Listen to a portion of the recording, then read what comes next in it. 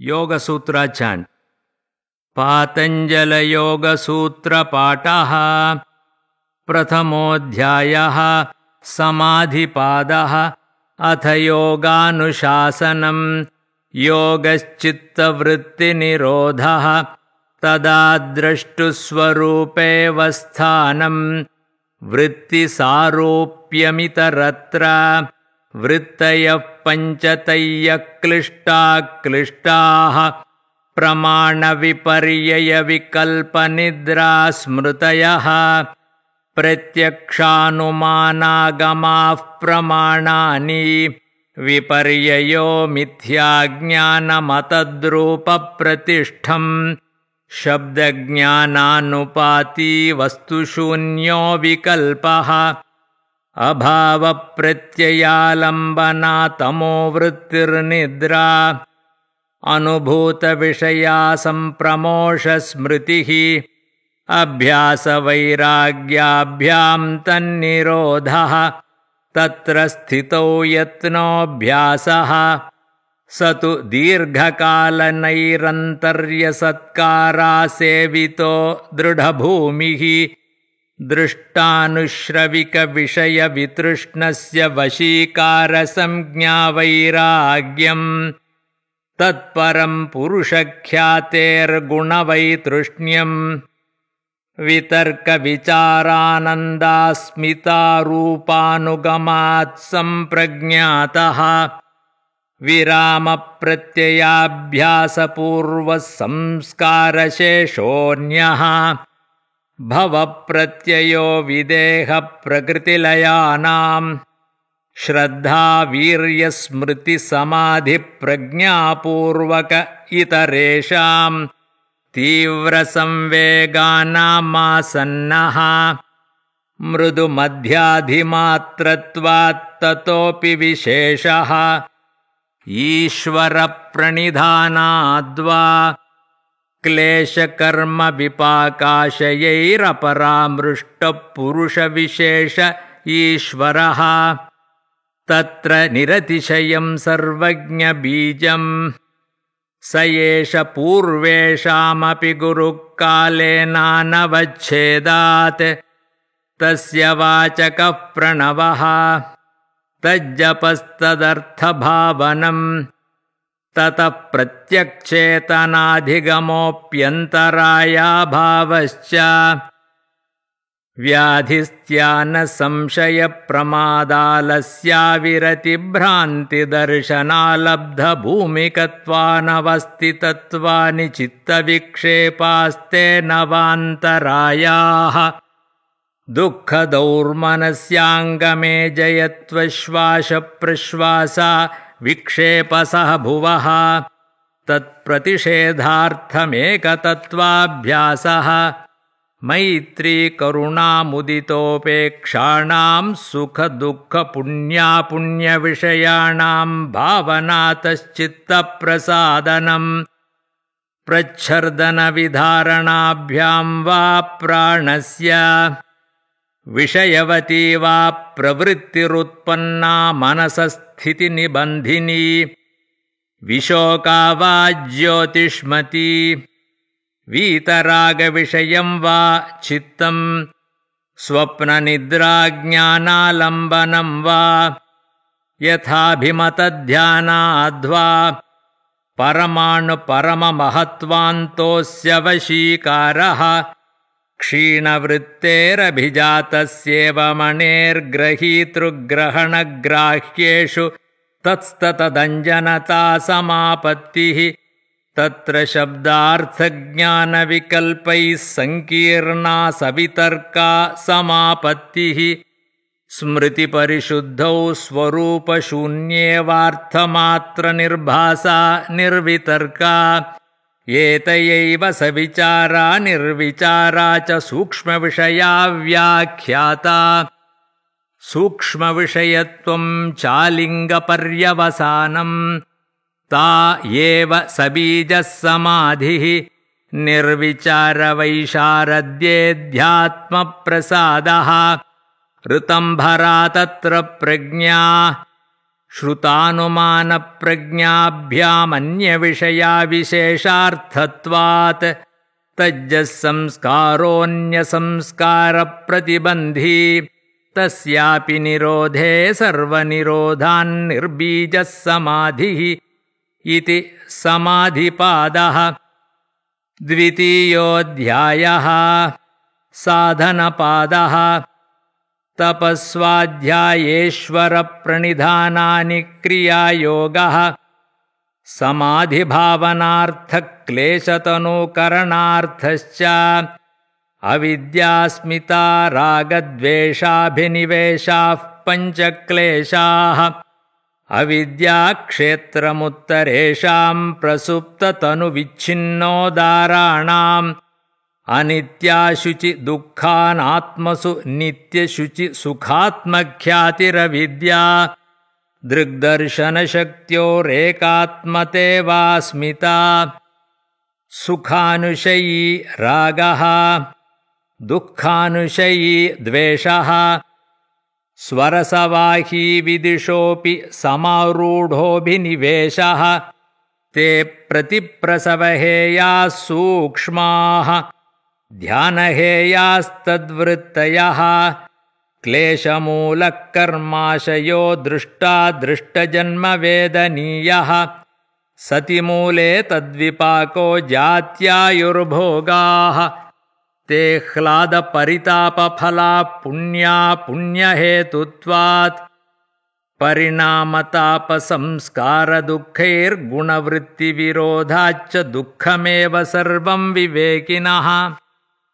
हेयं दुःखमनागतं द्रष्टुदृश्ययोः संयोगो हेयहेतुः प्रकाशक्रियास्थितिशीलं भूतेन्द्रियात्मकं भोगापवर्गार्थं दृश्यं विशेषाविशेषलिङ्गमात्रालिङ्गानि गुणपर्वाणि द्रष्टादृशिमात्रशुद्धोऽपि प्रत्ययानुपश्यः तदर्थ एव दृश्यस्यात्मा कृतार्थं प्रति नष्टमप्यनष्टं तदन्यसाधारणत्वात् स्वस्वामिशक्त्यो स्वरूपोपलब्धिहेतुः संयोगः तस्य हेतुरविद्या तदभावात् संयोगाभावो हानं तदृशे कैवल्यं विवेकख्यातिरविप्लवा हानोपायः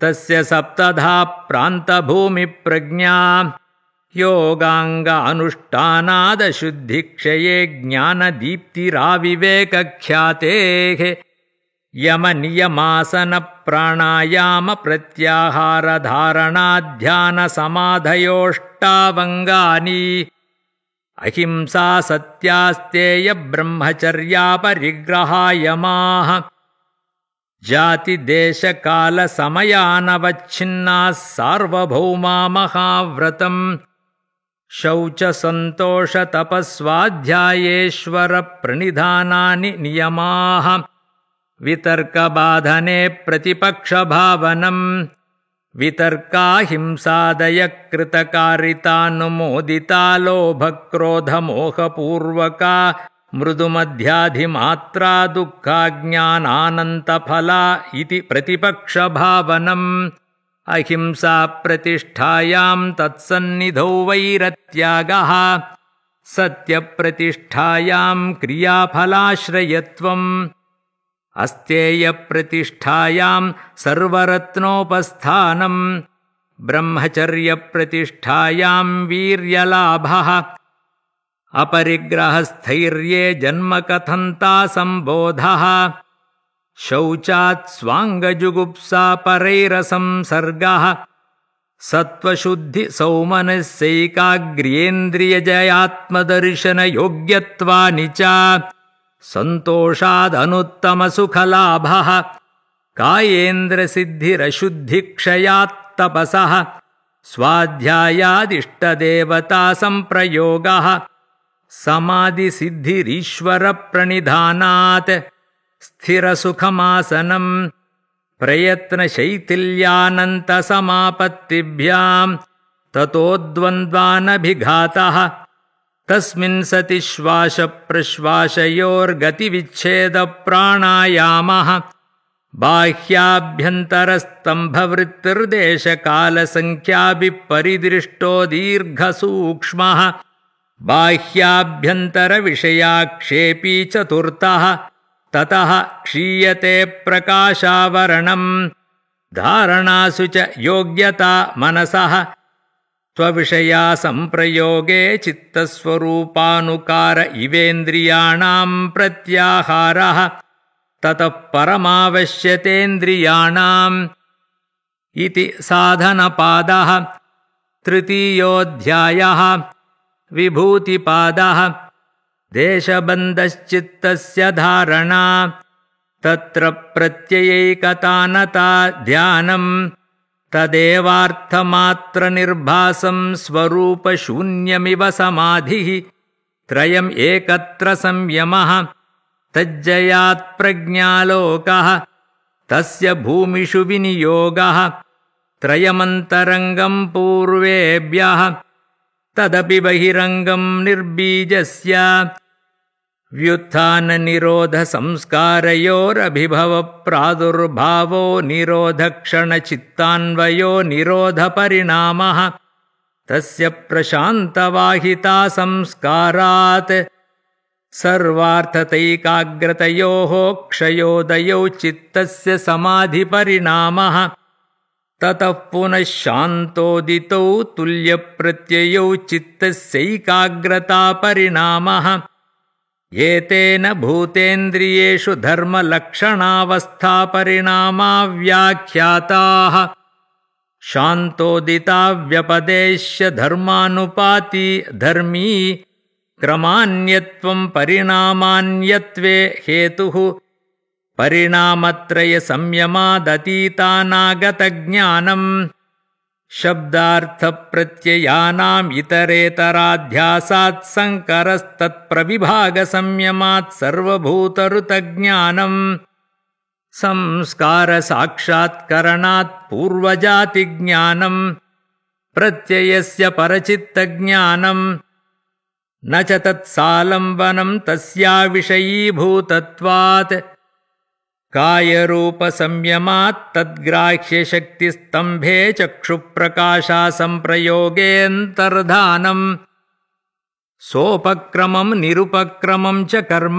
तत्संयमात् अपरान्तज्ञानमरिष्टेभ्यो वा मैत्र्यादिषु बलानि बलेषु हस्तिबलादीनि प्रवृत्त्यालोकन्यासात् सूक्ष्मव्यवहितविप्रकृष्टज्ञानम् भुवनज्ञानं सूर्ये संयमात् चन्द्रे ताराव्यूहज्ञानं ध्रुवे तद्गतिज्ञानं नाभिचक्रे कायव्यूहज्ञानं कण्ठकूपे क्षुत्पिपासानिवृत्तिः कूर्मनाड्यां स्थैर्यं मूर्धज्योतिषि सिद्धदर्शनं प्रातिभाद्वा सर्वं हृदये चित्तसंवित् सत्त्वपुरुषयोरत्यन्तासङ्कीर्णयो प्रत्ययाविशेषो भोगः परार्थत्वात् स्वार्थसंयमात् पुरुषज्ञानं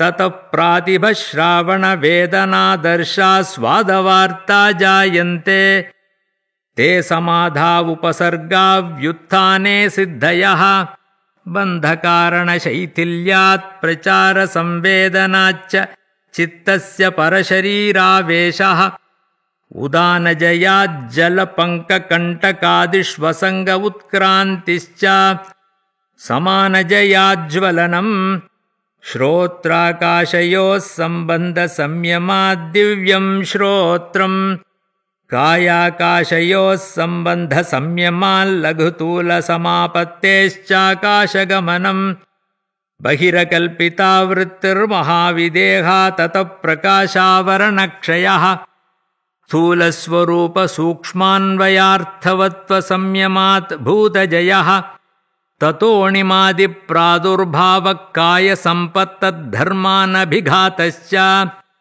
रूपलावण्यबलवज्रसंहननत्वानि कायसम्पत् ग्रहणस्वरूपास्मितान्वयार्थवत्वसंयमादिन्द्रियजयः ततो मनोजवित्वं विकरणभावप्रधानजयश्च सत्त्वपुरुषान्यताख्यातिमात्रस्य सर्वभावादिष्टातृत्वं सर्वज्ञातृत्वं च तद्वैराग्यादपि दोषबीजक्षये कैवल्यं स्थान्युपनिमन्त्रणे सङ्गस्मयाकरणं पुनरनिष्टप्रसङ्गात् क्षणतत्क्रमयोः संयमात् विवेकजं ज्ञानं जातिलक्षणदेशैरन्यतानवच्छेदात् तुल्ययोस्ततः प्रतिपत्तिः तारकं सर्वविषयं सर्वथा विषयमक्रमञ्चेति विवेकजं ज्ञानं सत्त्वपुरुषयोः शुद्धिसाम्ये कैवल्यमिति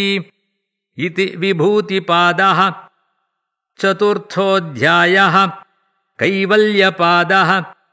जन्मौषधिमन्त्रतपःसमाधिजाः सिद्धयः जात्यन्तरपरिणामप्रकृत्या पूरात् निमित्तमप्रयोजकं प्रकृतीनां वर्णभेदस्तु ततः क्षेत्रिकवत् निर्माणचित्तान्यस्मितामात्रात् प्रवृत्तिभेदे प्रयोजकं चित्तमेकमनेकेषां तत्र ध्यानजमनाशयम् कर्मा शुक्लाकृष्णं योगिनस्त्रिविधमितरेषां ततस्तद्विपाकानुगुणानामेवाभिव्यक्तिर्वासनानां जातिदेशकालव्यवहितानामप्यानन्तर्यं स्मृतिसंस्कारयोरेकरूपत्वात् तासामनादित्वं चाशिषो नित्यत्वात् हेतुफलाश्रयालम्बनैः